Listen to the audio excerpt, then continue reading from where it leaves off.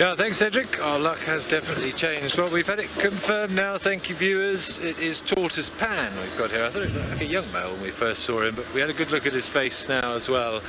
And he's got that very broad, almost sort of stunted features, and Paul actually called it.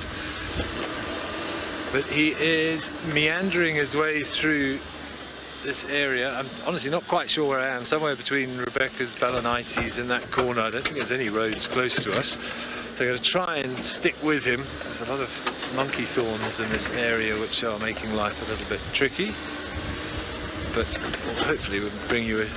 There we go. We should be able to give you a still image for a moment instead of me bouncing around. But what a great way to end the morning. Hello, boy. But he's definitely on the hunt. So when we first saw him, he was looking at a daker, and then the daker bolted.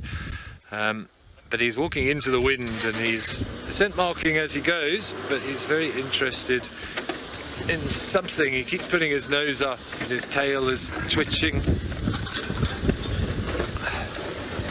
But he's not making it easy for us to follow him. Oh, what have you got, boy? Looks like he's... Is there something in the grass there in front of him? He's stopped, he's watching something very intently.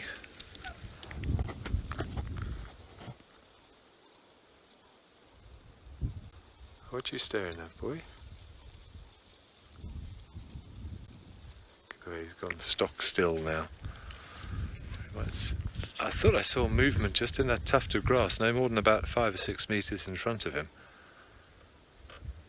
Maybe something small, if there's a francolin or something, or a scrub hare sitting in there. Yes, there is. What is that? There's something. It's a porcupine. It's a porcupine.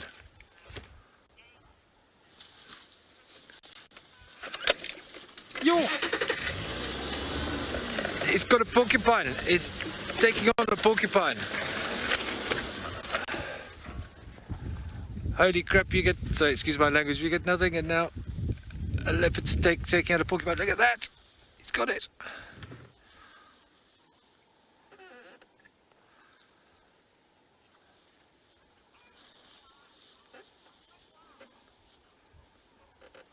Holy moly, look at that, people.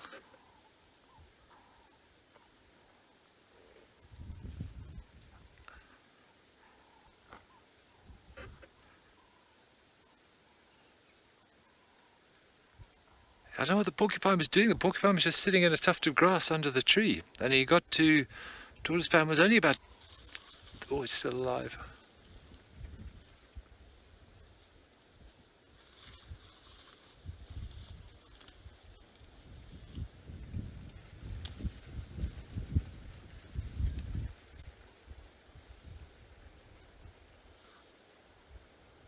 Well, I've only ever seen a leopard with a porcupine kill. I've never seen, well, I'm just going to be quiet. I don't know what to say. What are the chances?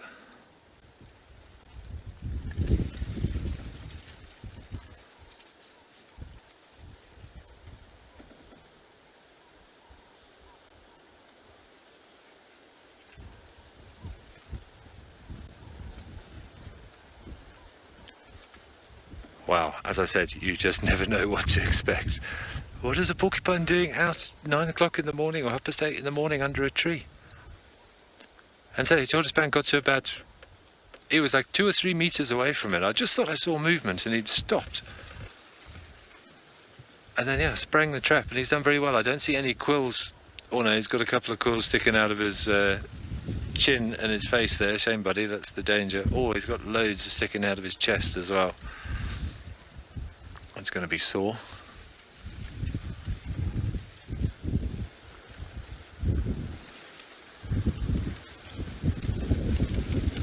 Looks like he's incapacitated the porcupine now, and he's now removing mouthfuls of quills from his chest. Look at that.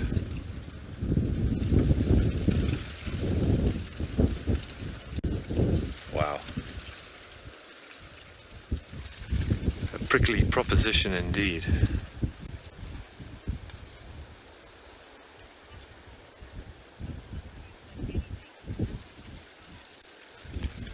Jared, you're absolutely right. I say it day in, day out.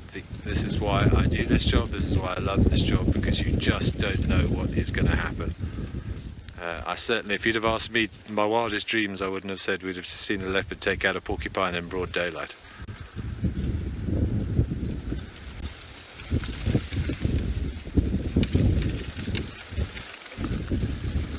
Any idea?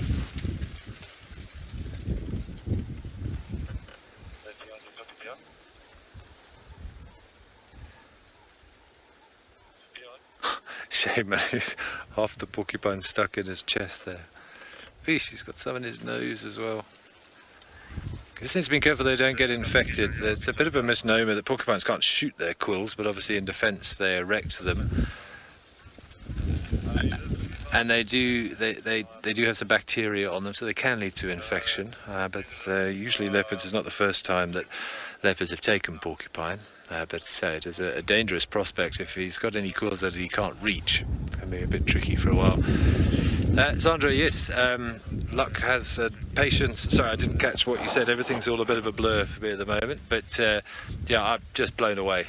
I did not expect that. And I say it's been a quiet few days, but suddenly all is right in the world. Yeah, hello buddy, we don't want your porcupine, don't worry.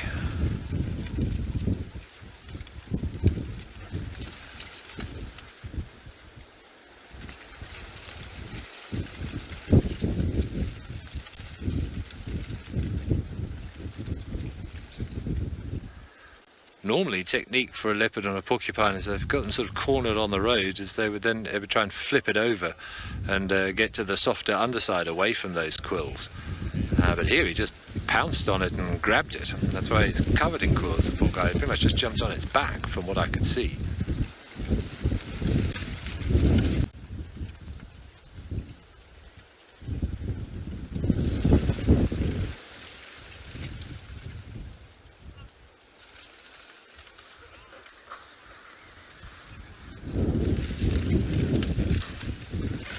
Well, leopard lover, yeah, we don't see porcupines very often. You saw a living porcupine briefly, but now you could have a closer look at it. Sorry, boy, we're mocking your success.